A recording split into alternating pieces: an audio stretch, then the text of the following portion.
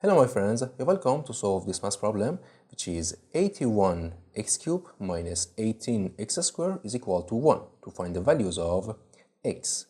In the first step, write this 81 as 3 times 27 and times this x cubed, and the minus, we write this 18 as 2 times 9, here we have x squared, and we take this one to this side and it will be negative 1 is equal to 0. And in next step, in here we have 3 times 27, and we can write 27 and 3 as 3 to the power of 3, right? So 3 to the power of 3 x cubed, and minus 2 times, in here we have 9 and we can write 9 as 3 to the power of 2. So 3 to the power of 2 x squared, and minus 1 is equal to 0. And in next step, in here we have 3 times, we can write this 3 cubed times x cubed as 3x to the power of 3, right? And minus 2 times, in here 3 squared times x squared, we can write this as 3x to the power of 2, and minus 1 is equal to 0. And next step, in here we have 3x and 3x, right? So we let 3x as y. So we rewrite this equation and it will be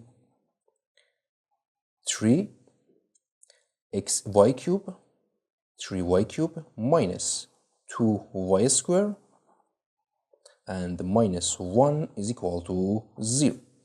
And in next step, in here we write 3y cubed, and we write this, we can write this negative 2y squared as negative 3y squared plus y squared, right? This is equal to negative 2 squared, and minus 1 is equal to 0. And in next step, we take these two parts together and these two parts together, and from these two parts we factor 3y squared, and this divided by this, it will be y, and this divided by this, it will be negative 1. And here we have y squared minus 1, and we can write 1 as 1 squared, right? 1 to the power of 2. So in here we have difference of 2 squared, and we can write this as y minus 1 times y plus 1 is equal to 0. And in next step, in here we have y minus 1 and y minus 1, so this is common, so we factor y minus 1, and for this part we have 3y squared, and for this part we have y plus 1, right? So plus y plus 1 is equal to 0. So in here we have two solution for y minus 1 is equal to 0, and 3y squared plus y plus 1 is equal to 0. From here we take this one to this side, and the y is equal to 1. And we recall this 3x is equal to y, so we write in here 3x is equal to y, and the y is 1, so 3x is equal to 1, and x is equal to 1 over 3, right? We divide both of this equation by 3. And here it will be, we have quadratic equation and we use quadratic formula, which is y is equal to negative b plus or minus square root of b squared minus 4ac over 2a. And from here, a is equal to 3, coefficient of y squared, and b is coefficient of y is 1, and c is constant is 1.